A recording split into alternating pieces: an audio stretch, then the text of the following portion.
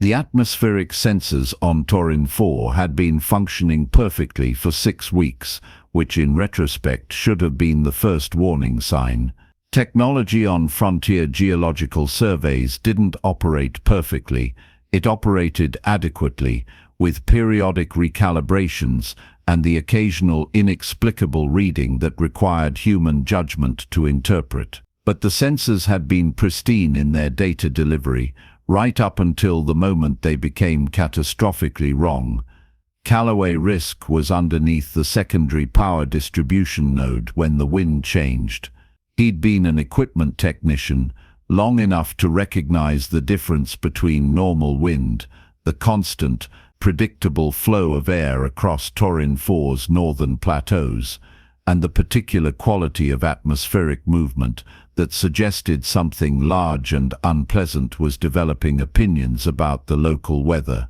He slid out from under the node, leaving his diagnostic tablet in the frost-crusted soil, and stood up to look north. The sky had acquired a color that didn't exist in standard meteorological databases, somewhere between gray and green, with an underlayer that suggested the clouds weren't reflecting light so much as absorbing it and replacing it with something else.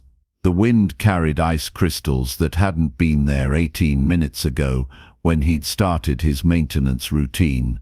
Inside the main prefabricated shelter, 6 other beings were conducting their daily work with the focused attention of researchers who'd traveled 4 months to study mineral formations and didn't want atmospheric conditions interrupting their schedules. Seth and Tilmun, the 2 Vraxi researchers, had their sensory stalks bent over core samples, their chitinous frames motionless in the particular way that indicated deep concentration. The 3 Corvali, Bren, Kisk and Maro, were processing seismic data at their shared workstation, their amphibious skin maintaining the slight sheen that suggested proper hydration and comfortable temperature. Vess, the Heliat meteorologist whose feathers carried the bronze coloring of her homeworld's archipelago regions, was performing what she probably thought was a routine atmospheric check. Her crest feathers went vertical, approximately 4 seconds before the wind velocity tripled. Callaway came through the airlock as the first major gust hit the shelter's exterior panels. The sound was educational, a deep metallic groan that suggested the prefab structural engineer had made optimistic assumptions about load tolerances. Everyone looked up simultaneously, which was interesting because only 2 species present actually had what humans would recognize as up as a primary sensory direction. "We have a storm developing," Vess announced, her voice maintaining the professional calm of someone delivering bad news with exemplary composure. "Velocity readings are exceeding projections by a factor of—" She stopped, her translator clicking softly as she processed new data. "By a factor that suggests our atmospheric modeling for this region was fundamentally inadequate." Tilmun's translator carried the clicking undertones that indicated Vraxi concern. "Duration unknown. The magnetic anomalies that interfered with our initial surveys are also interfering with predictive modeling. Could be hours, could be longer." Callaway was already at his personal workstation, pulling up the structural specifications for the prefabricated shelters. The documentation was comprehensive and completely honest about the limits of what the structures could handle. He ran the numbers twice, checking his math against the environmental readings that were now climbing with uncomfortable enthusiasm. "These shelters won't hold," he said. 6 faces, or face equivalents, turned toward him with varying expressions of confusion, concern, and in Vess's case professional mortification. "The prefabs are rated for wind velocity up to—" Bren started. "Up to conditions that assume proper anchoring in stable substrate," Callaway interrupted, not unkindly. "The permafrost layer here is shallower than the initial surveys indicated. I filed a note about it in week 2, recommended deeper anchoring. Didn't seem urgent at the time. He gestured at the shelter's groaning panels. The anchors are already shifting. Give it 2 hours in these winds, maybe 3, and the whole structure peels open like badly sealed ration packaging. The temperature display on the wall dropped another degree. Outside, the wind found a new frequency to explore, something in the lower registers that resonated unpleasantly with the shelter's frame. "So, what do we do?" Murrow asked. The Corvallis' practical nature was showing no blame, no panic, just the immediate question of problem solving. Calloway looked at the topographical display he'd pulled up. "We dig." The silence that followed this announcement had texture. It was the silence of intelligent beings trying to reconcile an apparently primitive solution with their understanding of modern survival technology. "Dig," Seth repeated, her translator failing to add any inflection that might indicate whether this was a question or simply disbelief requiring confirmation. "There's a hillside 30 meters north. Stable granite substrate with a soil and clay overlay. We excavate into it, create a proper shelter, transfer essential supplies before these prefabs come apart." He was already compiling a mental inventory of necessary tools and materials. "Snow and earth provide better insulation than these panels, and we won't be fighting wind load once we're underground." Vess's feathers had flattened in what Calloway had learned indicated deep thought. "That's remarkably low technology." "It's also remarkably effective," Calloway said, pulling on his thermal gear. "You can stay here and test the structural tolerances if you want. I'll be digging." He didn't wait for consensus. Humans had learned, over several centuries of multi-species cooperation, that sometimes the best way to convince someone was simply to start doing the work and let the results speak. Debate was excellent for planning and policy, but when the wind was actively trying to disassemble your shelter, action had certain advantages. The hillside was exactly where the geological scans had indicated, which was gratifying. At least some technology was still functioning properly. Calloway carried the plasma cutter, set to its lowest dispersal setting, and a manual excavation tool that had come with the expedition primarily because cargo weight calculations had allowed for it, and someone in supply logistics had possessed unusual foresight. The wind tried to knock him over twice on the 30-meter walk. Torrent 4's atmospheric density was slightly higher than Earth standard, which meant wind carried more momentum. Calloway leaned into it, moving with the patient determination of someone who'd grown up in places where weather had opinions, and you simply dealt with it until the weather changed its mind. The first plasma cut into the frozen hillside produced a satisfying sizzle of sublimating ice and weakening substrate structure. He worked in careful bursts, applying heat to fracture the frost layer, then using the manual tool to remove the loosened material. The technique wasn't sophisticated, but it was appropriate, matched to available tools and actual conditions rather than theoretical optimal solutions. He'd excavated perhaps 2 cubic meters of material when Seth appeared at his side, hunched against the wind.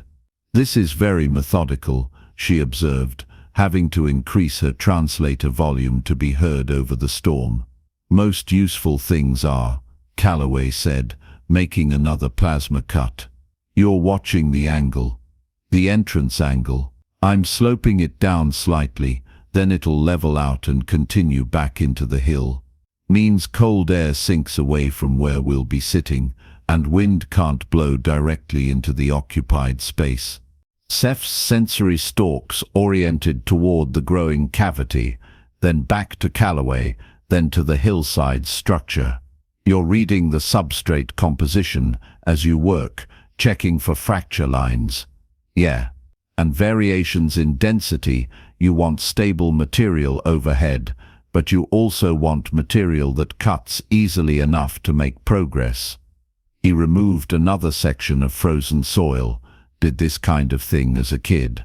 Winter on Baffin Station meant knowing how to work with ice and frozen ground. Baffin Station, Seth repeated. That's Earth, Northern Region. Canadian Arctic. We had proper shelters, but when you're out on the land, sometimes you need to make do with what's there. Tillman joined them, carrying additional tools without being asked. The two Vraxi consulted in their native clicking language, too rapid for the translators to bother processing. Then Tillman began helping remove excavated material, while Seth watched Calloway's technique with the focus she usually reserved for mineral samples. The work progressed. The narrator of this story, if such a narrator existed, might note that what appeared to be simple manual labor was actually applied environmental literacy, the accumulated knowledge of a species that had spent significant evolutionary time being moderately fragile creatures in varied and occasionally hostile climates, and had responded by becoming unsettlingly good at reading landscapes and adapting to their specific challenges. After an hour, the cavity extended 3 meters into the hillside.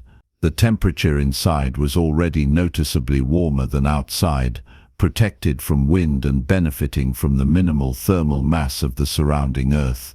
Calloway could stand upright in the entrance area, though the interior still required crouching. Back at the prefab shelters, a structural alert changed from yellow to amber. The main panel on the eastern exposure was showing stress fractures.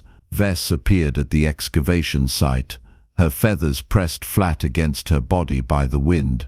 The primary shelter is failing faster than your initial projection. Then we work faster, Calloway said. How are the others? Bren is organizing supplies for transfer. Kisk and Murrow are prioritizing equipment. They're adapting to the situation. Good. Tell them to get thermal gear and essential supplies ready. We'll need to move everything within the next hour. Vess hesitated, her head tilting in the Hilliet expression of uncertainty. Calloway, if this doesn't work, then we'll be in the same situation we'd be in if we stayed in the prefabs, except we'll have tried something. He set down the excavation tool and looked at her directly. I grew up in places where winter killed people who made bad choices. This isn't a bad choice. It's just unfamiliar. She departed to relay the message. Calloway returned to digging, now joined by both Vraxi, who had apparently decided that participating was more useful than observing. The excavation reached what Calloway judged to be adequate initial size, roughly 4 meters deep, 3 meters wide, with a ceiling height that allowed most species to sit comfortably, if not stand.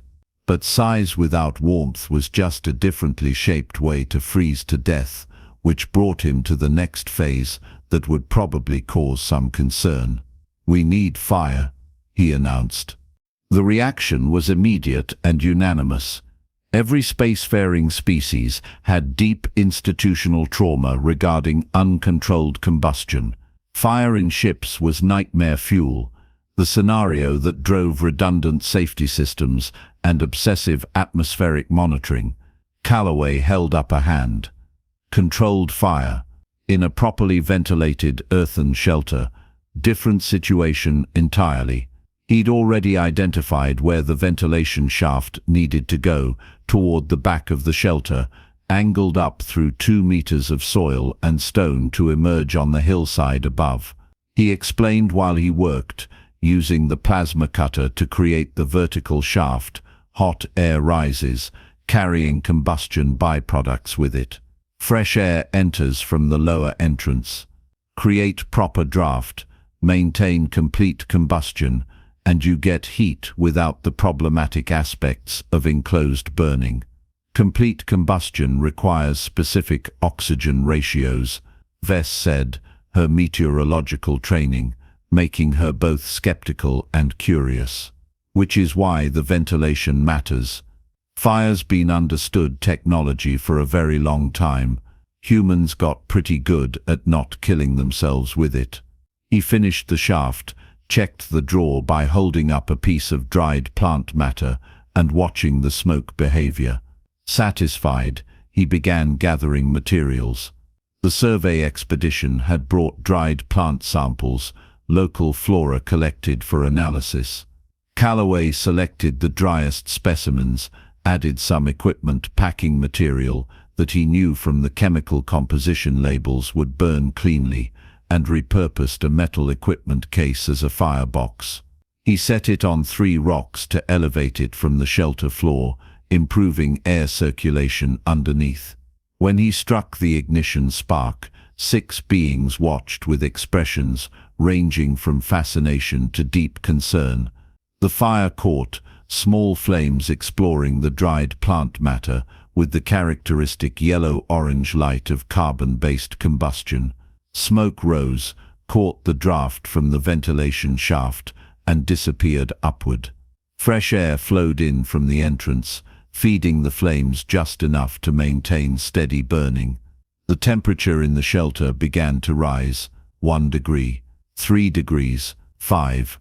Vess, whose homeworld was tropical and whose species had no evolutionary history of cold tolerance, stopped shivering. Her feathers relaxed slightly from their wind-pressed position. "It's actually working," Morrow said, with the tone of someone who'd expected theoretical success but was surprised by practical confirmation. "Fire usually does," Calloway said, adjusting the fuel arrangement to optimize burn rate. "Your species all achieved space travel, developed faster than light engines, created artificial gravity. Impressive stuff. Humans did all that too, but we also spent a lot of evolutionary time making rocks hot on purpose, and apparently we never decided that skill was obsolete." The main prefab shelter's structural alert escalated to red. Through the increasing snow, the building's eastern panel was visibly flexing with each wind gust. Calloway stood, brushing dust from his thermal pants. "Time to move.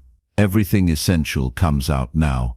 The evacuation was organized with the same practical efficiency he'd applied to digging. Priority 1, thermal gear and medical supplies. Priority 2, food and water.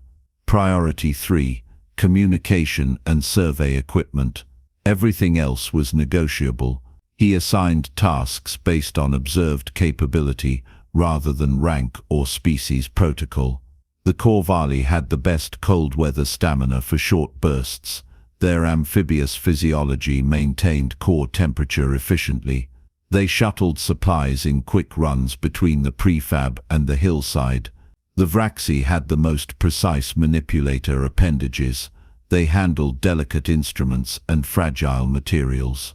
Vess, despite her cold sensitivity, had the best spatial awareness. She mapped the most efficient paths through the increasing snowdrifts. Calloway himself took the heaviest loads.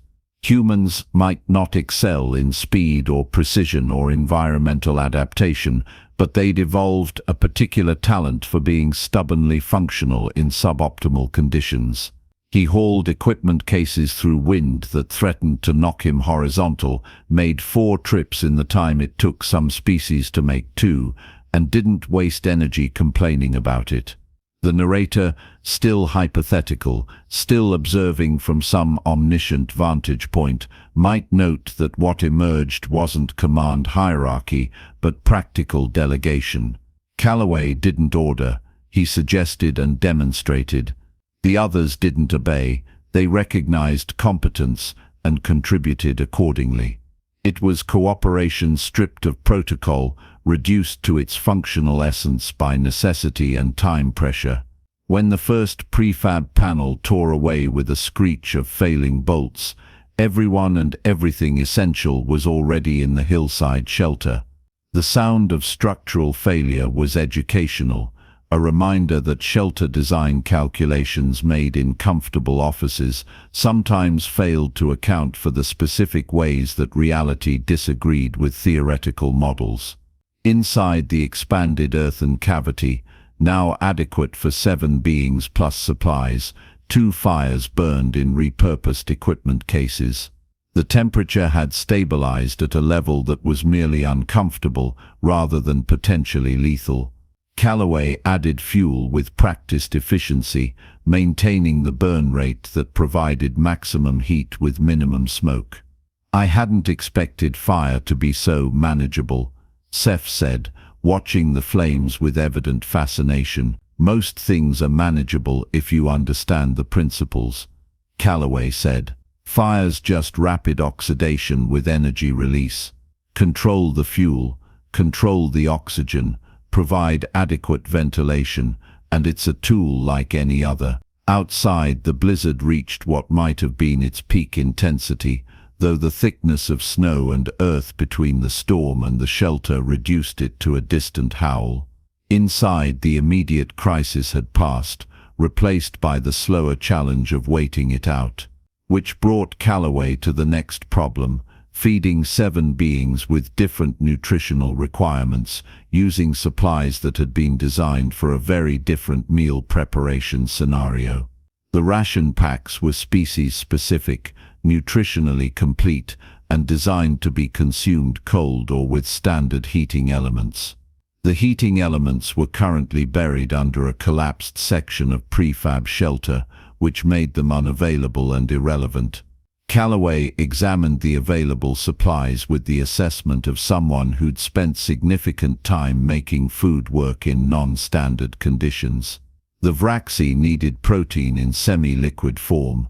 Their digestive system processed nutrients most efficiently in suspension. The Corvoli required mineral salts and plant-based matter. Vess needed high-calorie lipids. He needed, well, humans could eat most things if they were hot and adequately cooked, which was part of why they'd survived on so many different environments. He selected flat stones from the shelter floor, granite, good thermal mass, and placed them at the fire's edge to heat. While they warmed, he melted snow in a metal container for water. "You're cooking," Tillman observed. "Adapting food preparation to available resources," Calloway corrected. "The Vraxi ration base is protein powder, right? Dissolves better in hot water, creates a soup that's actually easier to digest than the standard paste." He demonstrated, mixing the powder into heated water, creating a consistency that Seth and Tillman found unexpectedly palatable. The heat improved flavor compounds, made the texture more appealing, and the liquid delivery was familiar enough to be comfortable. For the Corvali, he toasted their grain-based rations on the heated stones. The mild charring improved palatability and mineral availability, something about the Maillard reaction and chemical transformations that made food taste better and function more efficiently.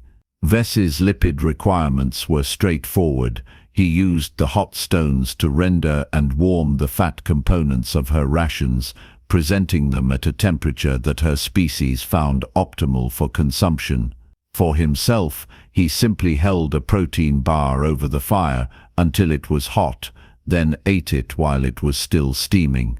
The other 6 beings, who'd been prepared to endure cold rations as part of survival necessity, found themselves eating food that had been actively improved by preparation. It was a small thing, perhaps, but small things accumulated significance when you were sitting in a cave waiting out a blizzard. The storm continued through the night. Time passed in the rhythm of fire maintenance and rotation. Calloway established a schedule not for security, but for practical necessities. Someone needed to tend the fires, monitor structural integrity, ensure the ventilation shaft remained clear. He taught each being what to look for: cracks in the stone overhead, changes in draft patterns, smoke backing up instead of venting properly. The Vraxi, who'd initially preferred the idea of sealing themselves in individual spaces to wait out the crisis, discovered that the communal warmth and steady activity was less stressful than isolation. The Corvali, whose species tended towards stoic endurance, started asking questions about combustion dynamics and thermal management. Vess stopped compulsively checking meteorological data and instead watched how Calloway read environmental signs, the changes in wind sound, the way snow accumulated at the entrance, the behavior of the fire itself as atmospheric pressure shifted. What emerged, the narrator might observe, wasn't leadership in any formal sense. It was demonstrated competence, creating collaborative space. Calloway didn't direct, he simply did what needed doing, explained when asked, and made room for others to contribute according to their capabilities. Around local midnight, measured by chronometers since darkness was constant in the buried shelter, Bren asked the question that had apparently been developing for several hours. Where did you learn all this? The digging, the fire management, the food preparation. It's not standard technical training. Calloway added another piece of dried plant matter to the fire, watching it catch and burn. Grew up on Baffin Station, Arctic research facility on Earth. My parents were climate scientists, studied ice core data and historical weather patterns. When you're a kid in that environment, you learn how to work with cold, how to read weather, how to make shelter when the standard options fail. Built a lot of snow caves, burned a lot of fires, cooked a lot of food with whatever was available. He shrugged. Some skills stick with you. But you became an equipment technician, Kisk said. That's advanced technical work. Sure, but the technical work assumes everything functions correctly. When it doesn't, when sensors fail, or anchors pull loose, or power systems go down, you need the older skills. The ones that work with hand tools and environmental awareness and pattern recognition. He shifted position, stretching muscles that had been working hard for hours. Technology's excellent. I like technology. But it's a layer on top of the fundamental problem of not dying on whatever rock you happen to be standing on. Sometimes you have to work with the rock itself. The wind outside found a new pitch to explore, something that resonated through the earth with a frequency they could feel more than hear. How long until it passes? Murrow asked. Vess checked her instruments, though they were limited without the full sensor array. Impossible to predict accurately. The magnetic anomalies interfere with modeling, could be hours still, could break at dawn. Then we wait, Calloway said. Keep the fires going, stay warm, get some rest in rotation. When it clears, we signal for pickup and salvage what we can from the prefabs. You're very calm about losing the primary shelters, Seth observed. Shelters are replaceable. People aren't. We're alive. We're adequately warm. We have food and water, and we'll have communication once the storm clears. Could be worse. He smiled slightly.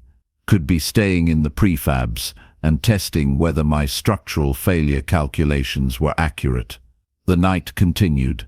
The watch rotation Calloway had established functioned smoothly, each being learning the simple tasks of fire tending and monitoring. The initial strangeness of sitting in an earthen cave with open flames gradually normalized into simply what they were doing now, the current solution to current conditions. Dawn arrived with characteristic suddenness. The wind didn't gradually decrease. It simply stopped, the way frontier weather sometimes did when atmospheric systems resolved their conflicts and moved on to trouble other regions. Calloway was on watch when the change happened. He noticed it first in the fire behavior. The draft through the ventilation shaft shifted, became more steady and predictable. Then the distant howl ceased, replaced by the profound quiet of fresh snow and still air. He stepped outside into a landscape that had been completely restructured. Snow had accumulated in drifts 3 meters high, where the prefab shelters had stood. The buildings themselves were visible only as twisted metal frameworks, panels torn away and scattered across the plateau. The destruction was comprehensive and would have been immediately fatal for anyone inside. The hillside shelter, by contrast, was nearly invisible. The entrance was marked only by a small opening and the barely visible heat shimmer from the ventilation shaft. Snow had actually drifted over portions of the hillside, adding additional insulation. The others emerged gradually, blinking in the sudden brightness of Tauren 4's star reflecting off fresh snow. The cold was brutal. The storm's passage had left air temperatures well below the equipment's rated operational range, but the wind's absence made it manageable with proper gear. Vess activated the emergency beacon. The response came within minutes. The orbital transport had been waiting for the storm to clear, ready to extract the survey team as soon as communication was restored. They stood together at the hillside entrance, looking at the wreckage of the prefab shelters and the pristine snow that had buried most of the plateau. "We would have died," Bren said quietly. "If we'd stayed in those structures." "Probably," Calloway agreed. "Structural failure in those wind speeds, temperature drop, exposure, yeah, it would have been bad." Seth's sensory stalks oriented toward the cave entrance, then back to Calloway. "Your solution seemed inefficient initially. All that manual labor when we had advanced shelters, sophisticated equipment. Advanced equipment designed for conditions that turned out to be different than expected," Calloway said, scraping frost from his beard. "When your models are wrong, and your sensors fail, and your structures can't handle the actual environment, you're back to being a collection of primates or evolutionary equivalents trying not to die on a rock in the dark. At that point, the sophisticated approach is whichever one keeps you alive." The transport appeared on the horizon, descending through the clear morning air with the smooth efficiency of properly functioning technology. It would carry them back to the orbital station, where they'd file reports and requisition new equipment and eventually return to complete their geological survey. But for now they stood in the cold morning light. 7 beings from different worlds who'd survived a night in a cave heated by fire and insulated by earth, fed with adapted rations and kept functional by techniques that predated spaceflight by several thousand years. The narrator, if such a narrator existed, observing from some omniscient position outside the immediate events, might note the particular irony of humanity's reputation in the galactic community. Their species files emphasized technological achievement, exploration range, adaptive capability in diverse environments.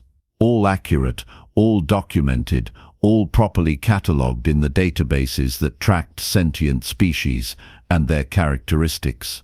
But somehow the assessment profiles never mentioned that humans could also, when circumstances required, simply dig a hole, light a fire, and feed people until the crisis passed. Using nothing more sophisticated than pattern recognition, environmental literacy, and a willingness to work with what the landscape actually offered rather than what anyone wished it would provide. The skills were old, practically primitive by spacefaring standards. But they were also remarkably effective, which was perhaps the most human thing about them, the refusal to discard techniques simply because they were ancient, the pragmatic retention of knowledge that worked regardless of how unsophisticated it appeared. The transport touched down, its ramp extending with mechanical precision. They gathered their salvaged equipment and began boarding, leaving behind the hillside shelter that had kept them alive. The cave would remain, presumably, until weather and time gradually reclaimed it, a temporary mark on Tauren 4's surface, notable only for what it had prevented rather than what it was. Calloway took a last look at the site before boarding. The fires inside had been carefully extinguished, the ventilation shaft marked for the next survey team's information. Someone might find it useful to know that the hillside there had stable substrate, good drainage, and adequate material for excavation, or someone might just note it as an odd footnote in the Geological Survey report, the time a blizzard destroyed the advanced shelters and a human dug into a hill instead, applying techniques that predated faster-than-light travel but still functioned perfectly well when the sophisticated options failed. He boarded the transport, where the others were already settling into heated seats and accepting warm beverages from the crew. The contrast with the previous night's earthen shelter and open fires was stark, but not as stark as the contrast between being alive and being dead, which remained the relevant metric for measuring success. The transport lifted, carrying them away from the plateau and its buried shelters. Below, Torren Thorf's northern region spread out in white silence, beautiful and hostile, and utterly indifferent to whether any particular species survived its weather patterns. Which was fine. In different environments just required appropriate responses, sometimes sophisticated technology, sometimes ancient techniques, sometimes simply the willingness to dig, burn, and feed until conditions improved. Humans, it turned out, were reasonably good at all three.